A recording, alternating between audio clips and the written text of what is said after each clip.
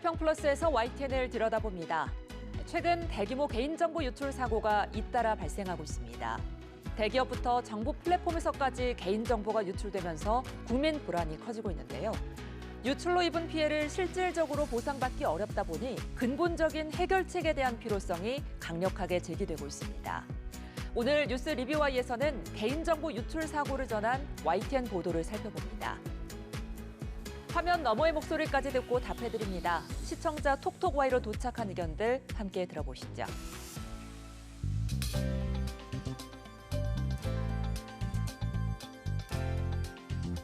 시청자 여러분 안녕하십니까? 윤보리입니다. 벌써 7월 한여름 무더위가 시작됐습니다. 휴가 계획 고민하는 분들이 많아질 때이기도 한데요. 이런 건 어떨까요? 알뜰하게 농촌을 즐길 수 있는 농촌 투어 패스입니다. 대상 지역으로 가는 고속 시외버스를 할인된 가격으로 이용할 수 있고 농촌 체험 휴양마을과 농가 맛집, 다양한 체험 프로그램도 할인 혜택을 받을 수 있는데요. 여름 휴가 계획 세울 때 참고하시면 좋을 것 같습니다. 그럼 이번 주 시청자 비평 플러스 뉴스 리뷰와이부터 시작합니다.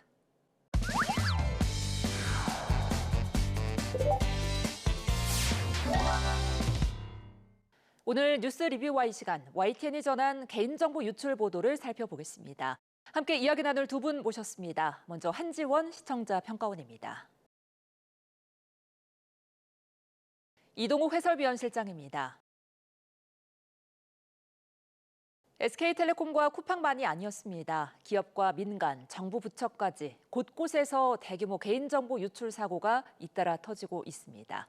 사고가 날 때마다 진상조사와 재발 방지책이 거론되긴 하지만 그때뿐이란 지적이 많습니다.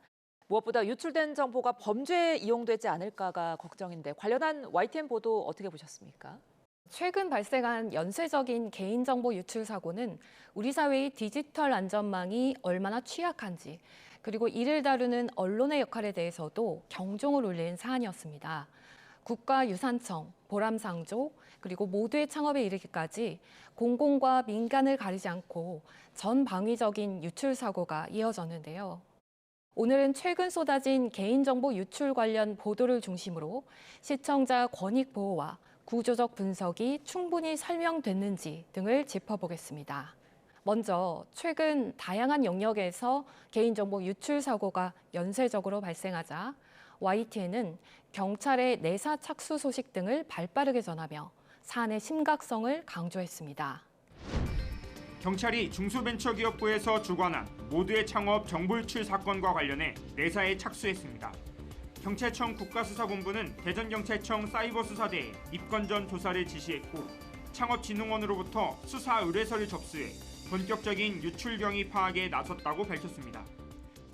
경찰청 국가수사본부 사이버테러 대응과는 CU 편의점 택배 서비스 개인정보 유출 사건에 대한 입건 전 조사에 착수했습니다. 경찰은 사실관계를 종합적으로 규명하고 신속하게 용의자를 검거하기 위해 지난 6일부터 내사에 들어갔다며 관련자 추적에 필요한 절차도 신속하게 진행하겠다고 밝혔습니다. YTN은 경찰청 국가수사본부의 사이버 수사대 지시 등 수사기관의 움직임을 신속하게 전달하여 시청자들이 사건의 사후 전개 과정을 파악할 수 있도록 도왔습니다. 이어 쿠팡의 역대급 과징금 부과 소식이나 듀오 등 집단소송 참여 현황을 정량적인 수치로 제시하며 비중 있게 다루었는데요. 쿠팡은 서울행정법원에서 법적 구제 절차를 적극적으로 밟겠다고 밝혔습니다. 그러면서 약 4억 1천만 달러로 추산되는 행정과징금은 당사의 2026년 2분기 영업실정 중 판매비와 관리비 항목에 인식될 예정이라고 발표했습니다. 이러한 상업적 뉴스 가치가 높은 대기업 중심의 보도는 플랫폼 이용자들에게 경각심을 주고 개인정보 유출이라는 이슈를 적시에 짚어주었다는 점에서 분명히 유의미한 측면이 있습니다. 이러한 개인정보 유출 관련 보도의 전체적인 흐름을 보면 쿠팡 같은 대형 플랫폼 이슈에는 많은 리포트가 집중된 반면 상조 서비스나 편의점 택배 같은 아젠다는 상대적으로 주목받지 못한 측면이 있습니다. 시청자 권익 보호라는 언론의 공익성을 위해서는 이처럼 대중적 인지도는 낮더라도 상조 서비스나 편의점 택배 같은 실생활의 피해가 큰 생활 밀착형 위험 의제를 발굴할 필요가 있는데요. 관련해서 현재 YTN 내부에 어떤 보도 준칙을 가지고 있는지 실장님의 고견을 듣고 싶습니다. 대형 플랫폼 이슈에 보도가 쏠리는 현상은 시청률이나 이제 클릭수라는 현실적 동력 때문이라고 할 수 있겠는데요. 하지만 언론의 본령인 공익적 감시와 시민 권익 보호 측면에서는 반드시 보완이 필요한 지점이다 이렇게 생각하고 있습니다. 이러한 의제를 발굴하고 보도하기 위한 실무적 가이드와 뉴스 가치 판단 기준을 정리해 드리겠는데요. 첫 번째는 기존의 뉴스 가치 판단이 주로 사건의 규모라든지 인지도에 의존을 했다면 향후에는 피해자 개인에게 얼마나 직접적이고 치명적인 영향을 주는가인 영향의 실질성을 최우선적으로 고려해야 한다고 봅니다. 아울러 피해자가 스스로 구제받을 수 있는지를 말하는 피해 회복 탄력성도 고려해야 하는데요. 언론 윤리 헌장이 공통으로 지향하고 있는 핵심은 사회적 약자 보호와 공익 우선의 원칙이라고 할 수 있겠습니다. 생활 밀착형 피해 보도는 사건의 선정성보다는 피해 방지 가이드라인을 명확히 제시하는 솔루션 저널리즘 형태로 전환돼야 한다 이렇게 보고 있습니다. 특히 대중적 관심이 적은 의제일수록 그 배경과 위험성을 상세히 맥락화해서 설명할 책임이 언론에 있다고 봅니다. 대형 플랫폼에 대한 보도가 상업적 이해관계에 얽매이지 않도록 보도와 경영을 엄격히 분리하고 또 시민의 입장에서 정보를 검증하는 독립적인 취재 기조를 유지해야 합니다. 결론적으로 언론이 대중의 관심이 머무는 곳이 아니라 시민의 안전이 위협받는 곳을 비추는 등불이 될 때 뉴스룸의 공익적 가치는 실현될 것이라고 믿고 있습니다. 최근 가장 문제가 된 건 온라인 동영상 서비스 업체 티빙이었습니다. 이름과 생년월일, 전화번호, 이메일, 아이디 등 온라인에서 개인을 확인해낼 수 있는 식별값과 중복 가입 확인 정보가 모두 유출됐습니다. 사실상 주민등록번호가 유출된 거나 다름없다 이런 이야기가 나오고 있는데요. 네. 티빙의 개인정보 유출 사고 보도의 경우 온라인 주민등록번호로 불리는 CI나 DI의 유출이 다른 정보와 결합될 때 어떤 치명적인 금융범죄로 이어지는지 그 파급 효과를 설명해 시청자의 이해를 도왔습니다. 또한 정보의 성격을 추적해 치명적인 2차 피해 맥락을 제공하려는 시도도 매우 유의미했는데요. 현재까지 티빙 해킹 사건 피해 규모는 1,953만 명으로 집계됐습니다. 이는 정부의 초기 잠정치 1,300만 명보다 650만 명 이상 늘어난 수치인데요. 더 큰 문제는 유출된 정보의 종류입니다. 이름과 연락처, 비밀번호와 환불 계좌번호뿐만 아니라 다소 생소한 CI와 DI 정보까지 포함된 것으로 알려졌는데 이 정보가 더 심각한 부작용을 초래할 수 있다는 경고가 이어지고 있습니다. CI와 DI는 이용자가 직접 변경하거나 폐기할 수 없는 정보입니다. 특히 CI는 온라인 주민등록번호로 불릴 만큼 이용자를 식별하기 위해 생성하는 정보로 다른 개인정보와 결합될 경우 스미싱 등 2차 범죄에 악용될 가능성이 있습니다. 하지만 다른 한편으로는 이 같은 친절한 설명이 보도군 전체로 확산되지 못하고 보도 간의 질적 격차를 보인 지점도 존재했습니다. 상당수 뉴스에서 몇 명 유출, 과징금 얼마라는 단선적인 수치 전달에 머무른 점은 아쉬움으로 남습니다. 더 나아가 뉴스에서 연쇄적인 사건들의 맥락을 짚어주는 것 역시 중요한 저널리즘의 책무인데요. 이 많은 유출 사건을 관통하는 근본적인 모순과 구조적 실태를 다각적인 층위에서 심층적으로 분석하지 못한 점은 아쉬움으로 남습니다. 이는 개별 기업의 징계를 단신으로 소모하는 데 그쳐 시청자들의 불안감을 근본적으로 덜어주지 못한 측면이 있습니다. 이처럼 대형 보안 사고 이후 발표되는 정부 대책의 실효성을 끝까지 추적하는 설명 책임 저널리즘에 대한 아쉬움도 존재하는데요. 이처럼 개인정보 유출 관련 보도의 완결성을 높이기 위해서 YTN만의 효율적인 후속 취재 방식이나 포맷이 있다면 어떤 것을 염두하고 계신지 궁금합니다. 지금 이제 평가원님께서 지적하신 것처럼 이제 정부 대책의 실효성을 이제 끝까지 추적하는 그러한 책임 저널리즘의 결연은 우리 언론이 처한 이제 가장 큰 숙제 가운데 하나인데요. 흔히 냄비 보도라고 불리는 일회성 폭로 기사 이후에 정작 피해 구제나 제도 개선이 실제로 현장에서는 어떻게 작동하는지 살피는 팔로우업이라는 것은 인력과 시간의 제약으로 인해서 소홀해지는 경우가 이제 많은 게 현실입니다. 이를 극복하고 보도의 완결성을 높이기 위한 뉴스룸 현장에서 채택 가능한 몇 가지 효율적인 후속 취재 포맷과 전략을 제안하고자 합니다. 첫 번째는 대형 사고 이후에 해당 사건을 지속 보도 의제로 설정해서 뉴스룸 시스템에 아예 강제적으로 편입시키는 방식입니다. 정부 대책이 발표될 때마다 그 이행 현황을 체크리스트화해서 디지털 페이지에 상시 업데이트하는 포맷이라고 할 수 있겠습니다. 정부 대책 발표 D+30 무엇이 바뀌었나와 같이 특정 시점에 맞춰서 리포트를 제작하는 정기 점검 보도를 고정물로 편성하면 좋겠습니다. 두 번째는 단순히 대책이 부실하다라고 비판하는 데서 멈추지 않고 그렇다면 시민들은 지금 무엇을 해야 하는가를 구체적으로 안내하는 가이드 보도를 강화해야 한다고 생각하고 있습니다. 개인정보 유출 시에 시민이 실제로 취할 수 있는 구제 절차를 카드 뉴스나 쇼폼 콘텐츠를 제작해서 배포하는 것이 좋은 방법이라고 할 수 있겠고요. 세 번째는 취재 인력의 한계를 극복하기 위해서 외부 전문가 또는 시민사회와의 협업 체계를 효율적으로 활용할 수 있습니다. IT 보안 전문가나 법률가, 소비자 보호단체와 상설 네트워크를 구축해서 데이터를 공유받고 정부 대책이 실무적으로 작동하는지 현장 점검을 공동 진행하는 것이죠. 이는 언론사가 단독으로 모든 취재력을 쏟기 어려운 현실에서 매우 효과적인 대안이 될 것으로 기대하고 있습니다. 네. 자, 한편 시청자들이 가장 궁금한 건 나는 어떻게 보호받을 수 있는가 이 부분이 아닐까 싶은데 국민 피해 구제와 권리 보호라는 측면에서 YTN이 제 역할을 좀 했습니까? 그 부분에서 다소 아쉬움이 남는데요. 이번 개인정보 유출 관련 보도들을 종합해보면 기관이나 기업 중심의 뉴스는 비중 있게 다뤄진 반면 정작 소중한 아이디어를 유출당한 예비 창업자나 2차 피해를 우려하는 국민의 목소리는 상대적으로 소외된 측면이 존재합니다. 나아가 향후 국민이 마주할 집단 소송이나 법적 쟁점을 전문가를 통해 짚어주는 기능도 보완될 필요가 있어 보이는데요. 이러한 차원에서 시청자에게 실질적인 사후 구제 정보를 알려주기 위해 향후 외부 전문가 협업 체계를 구축하는 등의 내부 노력이 있었으면 하는 바람이 있습니다. 네, 최근 발생한 중소벤처기업부의 모두의 창업과 관련한 정보가 유출되면서 이와 관련해서 매우 날카롭고 시의적절한 비판이다 이렇게 생각을 하고 있는데요. 말씀하신 대로 이번 사태에서 예비 창업자들의 소중한 아이디어가 유출돼서 2차 피해가 우려되는데도 불구하고 보도가 기업이나 정부의 관리 책임 위주로 흐르면서 정작 피해 당사자들에 대한 실질적인 가이드가 부족했다는 점은 언론으로서 뼈아프게 받아들여야 할 대목이라고 생각합니다.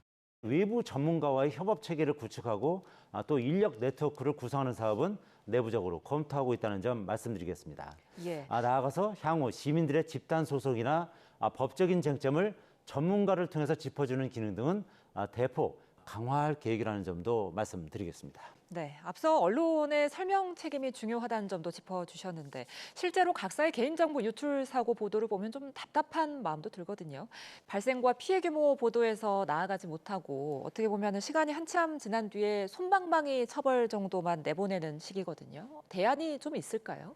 이처럼 개인정보 유출 사고의 원인이 다변화되는 상황에서는 처벌과 책임 소재 또한 체계적인 기준에 따라 보도할 필요가 있습니다. 예를 들어 해외 주요 규제 당국에서는 책임 소재를 인프라 관리 책임, 내부자 관리 소홀, 그리고 자산 가치 침해 규모 등에 따라 분류하고 있는데요. 쿠팡 사례처럼 내부 직원이 정보를 국외로 유출하고 도주한 경우나 국가유산청처럼 공공기관이 보안망을 안일하게 방치한 사안에 대해 단순한 해킹 피해로 보도하기보다는 해외 입법례와 비교하여 국내 법령상 침해 주체별로 민형사상 보상 책임 범위를 구조적으로 세분화해 전달할 필요가 있습니다.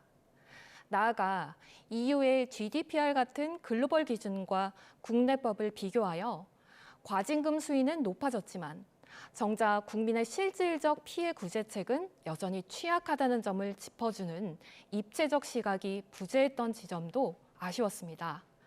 이러한 심층 분석이 보도에 균형 있게 녹아든다면 시청자들이 스스로 디지털 리터러시를 높이는 데 큰 도움이 될 겁니다. 네, 시청자가 스스로 위험을 줄일 수 있도록 돕는 역할을 하는 것도 중요하지 않을까 싶은데요. 네. YTN은 개인정보가 이미 유출되어 시청자들의 우려가 커진 상황에서 기업 측의 당부사항을 신속하게 전하며 해결책을 모색하기 위해 노력했습니다. 다만 유출 규모가 급증했다는 소식을 연속해서 전하는 과정에서 시청자가 당장 내 명의 도용을 막기 위해 취해야 할 실용적인 정보들이 충분히 연계되지 못한 점은 아쉬움으로 남습니다. 향후에는 개인정보 유출 관련 보도가 이루어질 때 이용자가 스스로를 보호할 수 있는 실천적인 대안을 고정 레이아웃이나 자막을 통해 상시 안내하는 것이 하나의 방법이 될 수 있습니다. 예를 들어 뉴스 화면이나 하단 그래픽을 통해 명의 도용 확인 서비스 안내, 스미싱 차단 요령, 2차 피해 신고 채널 등을 상시 노출할 필요가 있습니다. 이렇듯 이용자 중심의 실용적인 정보가 보도에 연계된다면 위기 고발이 실천적 대안으로 이어지는 솔루션 저널리즘을 구현할 수 있을 것입니다. 개인정보위원회는 쿠팡의 역대 최대 규모인 6,200억 원의 과징금을 부과했습니다. 개인정보 보호의 중요성을 보여주는 사회적 경고라고 할 수 있을 텐데요. 하지만 그렇다고 해서 한 번 유출된 개인정보를 다시 원래대로 돌려놓을 수는 없습니다. 유출을 막을 근본적인 예방책과 시스템 점검이 꼭 필요한 이유인데요. 국민의 소중한 정보가 안전하게 보호받는 사회가 될 수 있도록 YTN은 끝까지 살펴 보도하겠습니다.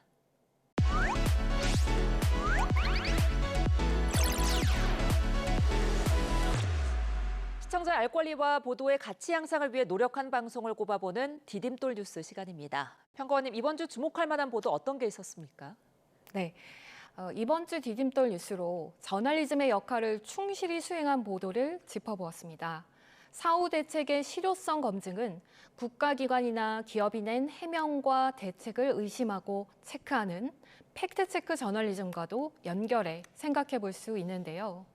YTN은 국가 창업 오디션 플랫폼 모두의 창업 리포트에서 사건의 세부 원인과 당국의 사후 대응을 일목요연하게 정리해 사안의 중대성을 잘 드러내며 국가적 보안 불감증에 경종을 울렸습니다. 모두의 창업 내부 협력 업체가 정부 보안망을 무력화하는 동안 어떠한 방어 체계도 작동하지 않은 점, 그리고 유출인지 후 68시간이 지나서야 통지한 늑장 대응 실태를 지적했는데요.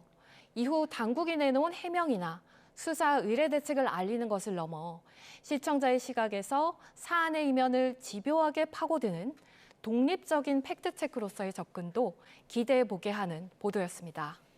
네, 중소벤처기업부의 프로젝트였죠. 창업 아이디어와 개인정보가 유출된 사고가 있었습니다. 이에 대한 정부의 대응까지 박기환 기자의 취재로 내용을 확인할 수 있었는데요. 취재 뒷이야기 저희 제작진이 직접 듣고 왔습니다. 지금 바로 만나보시죠.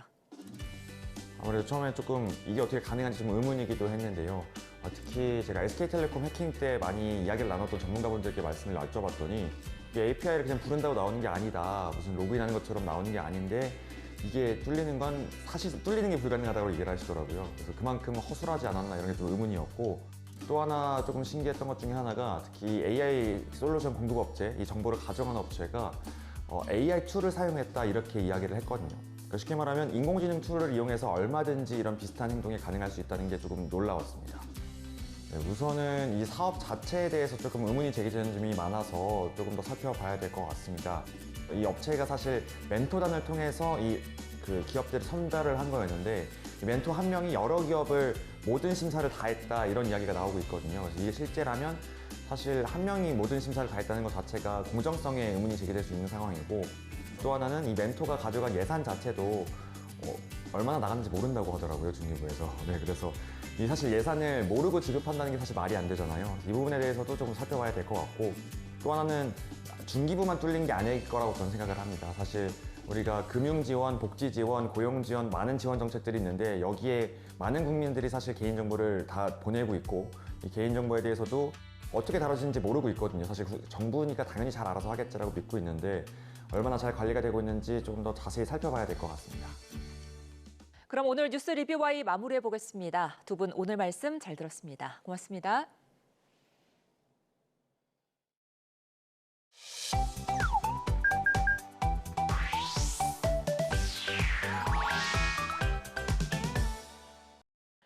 뉴스는 전달로만 끝나지 않습니다. 뉴스를 본 시청자의 생각이 더해질 때 비로소 완성되는데요. YTN을 향한 시청자의 목소리를 듣고 YTN이 답하는 시청자 톡톡 Y 시간입니다. 오늘은 어떤 의견이 들어왔을까요? 지금 바로 확인해 보시죠. 안녕하세요. 황지연입니다. 뉴스를 보다 생긴 궁금증, 이 시간에 속 시원하게 풀어드리겠습니다. 그럼 시청자 톡톡 Y 첫 번째 보도부터 살펴볼까요? 서울 중랑구에 있는 초등학교 앞 사거리, 어린이들이 335 횡단보도를 건넙니다. 이곳은 어린이 보호구역이지만 밤 9시부터 다음날 아침 7시까지는 속도 제한을 완화해주는 시간제 스쿨존으로 운영되고 있습니다. 전국 스쿨존 16,000여 곳 가운데 이처럼 시간제 속도 제한을 도입한 곳은 78곳입니다. 그런데 어린이들이 다니지 않는 심야 시간대까지 일률적으로 속도를 제한하는 건 과도한 규제라는 지적이 계속되자 경찰은 시간제 스쿨존을 확대하는 방안을 추진하고 있습니다. 경찰이 심야 시간대 스쿨존 속도 제한을 완화하는 시간제 스쿨존 확대 방안 추진 소식을 전했는데요. 관련해 스쿨존 시간대별, 요일별 사고 건수 등 자세한 내용을 덧붙였다면 유용했겠다는 시청자 의견이 있었습니다. 스쿨존 속도 제한은 지난 2011년 도입됐으며 2020년 이른바 민식이법 시행 이후 과속 단속 카메라 설치 의무화와 처벌 강화 등이 함께 이뤄졌는데요. 현재 스쿨존에서는 원칙적으로 차량 속도가 시속 30km 이하로 제한됩니다. 하지만 어린이 통행이 거의 없는 심야 시간대나 공휴일에도 일률적으로 시속 30km 제한을 적용하는 것은 과도하다는 지적이 꾸준히 제기돼 왔습니다. 그래서 시간제 스쿨존 도입을 추진하게 된 거죠. 그렇다면 실제로 스쿨존 내 사고 건수는 어떨까요? 한국도로교통공단 교통사고 분석 시스템에 따르면 스쿨존 내 보행 어린이 사고는 2023년 350건에서 2024년 360건으로 늘어났습니다. 2025년에는 496건으로 급증하며 스쿨존 내 사고 건수는 2년 사이 약 42% 증가했는데요. 시간대별로 살펴보면 스쿨존 내 사고는 수업을 마친 뒤 하교하거나 학원으로 이동하는 시간대에 자주 일어났습니다. 지난해 기준으로 스쿨존 내 사고는 오후 2시에서 4시에 129건으로 가장 많았고 오후 4시에서 6시에는 125건으로 뒤를 이었는데요. 그 다음으로는 어린이가 등교하는 오전 8시에서 10시에는 88건으로 집계됐습니다. 반면 심야 시간대인 오후 10시에서 12시는 1건, 오전 12시에서 오전 6시 발생 건수는 0건이었는데요. 요일별로도 살펴보면 지난해 기준 화요일이 97건으로 가장 많았고 다음으로는 목금에 90건이 뒤를 이었고요. 사고 건수가 가장 적은 요일은 어린이가 등하교하지 않는 일요일이 17건으로 가장 적었습니다. 2023년부터 일부 지역에서 시간제 속도 제한이 도입됐지만 전국 스쿨존 16,000여 곳 가운데 적용 구간은 78곳뿐이라고 하는데요.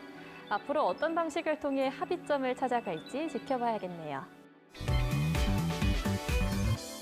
다음으로 두 번째 시청자 궁금증은 무엇일지 보도 먼저 확인해 볼까요? 조합원들의 현명한 판단의 결과다. 삼성전자 노조의 잠정 합의안 가결에 대해 김영훈 고용노동부 장관은 이렇게 평가했습니다. 조합원 간 성과급 차이만큼 고민이 컸을 거라고 했습니다. 그러면서 삼성전자의 협력업체 동반 성장과 지역사회 공헌을 위한 역할을 주문했습니다. 김 장관은 더 나아가 이제 대기업의 초과 이윤을 어떻게 사회적으로 재분배할지 후속 논의를 이어가자고 말했습니다. 이른바 한국형 사회연대임금 논의를 시작하자는 겁니다. 고용노동부 장관이 이른바 한국형 사회연대 임금 논의를 제안한 소식을 보도했는데요. 관련해 유럽에서 이미 시행된 사회연대 임금 제도에 대해 실제 효과와 한계에 대한 설명을 더했다면 좋았겠다는 시청자 의견이 전해졌습니다. 보도에서 언급한 한국형 사회연대 임금이란 대기업의 막대한 초과 이익을 협력사와 나누거나 대중소기업 간 격차 해소 및 원하청 상생을 위해 대기업 노사가 임금 인상을 자제하는 형태로 논의되고 있습니다. 이는 과거에도 언급된 적이 있는데요. 지난 2024년 총선에서 조국혁신당이 핵심 공약으로 내세웠던 제도입니다. 조국혁신당 구상의 핵심은 대기업이 임금 인상폭을 최소화하면 정부가 기업에 세제 혜택을 준다는 것이었는데요. 다만 당시 임금 인상 폭의 기준이나 세제 혜택 재원 마련 방안 등 강론은 제시하지 못했습니다. 이에 보수 정치권과 재계는 물론 노동계도 강하게 반발하며 공약 철회를 요구하기도 했습니다. 그렇다면 사회연대 임금을 먼저 시행했던 다른 나라의 사례도 함께 살펴볼까요? 사회연대 임금의 원조는 스웨덴인데요. 1950년대 도입된 스웨덴 모델은 이론상으론 노동자 간의 임금 격차 해소와 물가 상승 억제를 목표로 삼았습니다. 2차 세계대전 이후 서유럽 수출 호황을 누린 스웨덴은 임금과 물가가 함께 오르는 악순환에 시달렸는데요. 호황으로 인한 노동 수요 증가는 임금 인상 가속을 부르고 물가 상승이 이어지면서 임금 인상 요구가 반복된 건데요. 악순환을 해결할 묘안은 연배 임금이었습니다. 같은 일을 하는 노동자끼리는 가특 임금을 받자는 거죠. 대기업과 중소협력업체가 같은 일을 하는 노동자에게 균등한 임금을 지급하면 임금 인상 경쟁과 임금 물가 악순환을 막을 수 있고 대기업과 중소기업 간 임금 격차와 양극화 해소도 가능하다는 겁니다. 하지만 1994년 발간된 국제통화기금 보고서에 따르면 근로의욕 및 성과 요인 저하, 생산성 둔화, 임금 인상 부담 등이 원인이 돼 이후 경기 침체에 대응하지 못하고 실패했다는 평가를 받습니다. 오늘 마지막 주제에 대한 시청자 의견 이어서 확인해 볼까요? 국경 없는 의사회가 최근 콩고 민주공화국에서 발생한 에볼라 확산 사태가 전례가 없는 수준이라며 방역 강화의 시급성을 강조했습니다. 국경 없는 의사회는 성명을 통해 에볼라 발병이 공식 선언된 지 2주가 지난 현재 상황은 매우 심각하다면서 매일 새로운 의심 환자가 보고되고 있지만 검체 수백 개가 아직 검사되지 않았다고 지적했습니다. 최근 발생한 에볼라 확산 사태가 전례 없는 수준이라며 방역 강화의 시급성을 강조한 보도였는데요. 에볼라의 주요 증상이나 예방 조치에 관한 정보 보완이 필요해 보인다는 시청자 의견이 전해졌습니다. 에볼라가 아프리카의 콩고 민주공화국을 중심으로 심각한 확산세를 보이고 있습니다. 특히 콩고 민주공화국과 인접한 국가들에서도 에볼라 확진자가 지속적으로 늘고 있어 심각한 상황인데요. 무섭게 확산하고 있는 에볼라, 어떤 병인지 자세히 알아볼까요? 에볼라 바이러스 병이란 에볼라 바이러스 감염에 의한 급성 열성 출혈열 질환으로 특히 치료제가 없고 감염되면 중증으로 악화하거나 사망에 이를 수 있는 질환입니다. 1976년 콩고민주공화국 에볼라강 인근 마을 및 남수단 유행을 통해 처음 보고된 이후 아프리카 토착 지역 중심으로 발생이 보고돼 왔는데요. 인체 감염은 에볼라 바이러스에 감염된 동물인 과일박쥐, 원숭이 등과 접촉하거나 환자 직간접 접촉 또는 혈액체액에 상처나 점막이 노출돼 감염될 수 있으며 또 성접촉을 통해서도 감염될 수 있습니다. 에볼라 바이러스에 감염되면 약 8일에서 10일간의 잠복기 후 갑자기 심한 두통, 발열, 근육통, 구토 등이 나타나는데요. 발열이 지속되면서 심한 설사가 발생하며 전신의 기운이 없어지고 혈압과 의식이 떨어지게 됩니다. 발병하고 5일에서 7일째 대개 피부 발진이 나타나고 이후에 피부가 벗겨진다고 합니다. 생명을 위협할 수 있는 질환인 만큼 이를 예방하기 위해서는 바이러스 유행 지역을 확인해 방문을 피하는 게 좋고요. 불가피하게 방문할 경우 감염되지 않도록 감염병 예방 수칙을 준수해야 합니다. 국내 방역 당국도 대응 수위를 높이고 있는데요. 질병관리청은 최근 에볼라 바이러스병 국내 유입에 대비해 위기 경보를 관심 단계로 발령하고 콩고민주공화국, 우간다, 남수단, 에티오피아, 르완다 등 5개국을 중점 검역 관리 지역으로 지정했습니다. 여러분이 남겨주신 궁금증 오늘도 속 시원히 풀리셨을까요? 다음 시간 알찬 내용으로 찾아오겠습니다. 그럼 다음 주에 만나요.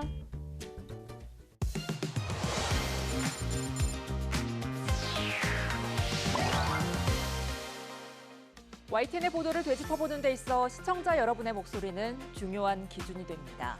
방송에 대한 여러 의견들 SNS와 홈페이지를 통해 남겨주시고요. 시청자 비평 플러스는 다음 주 보다 깊이 있는 시선으로 찾아뵙겠습니다.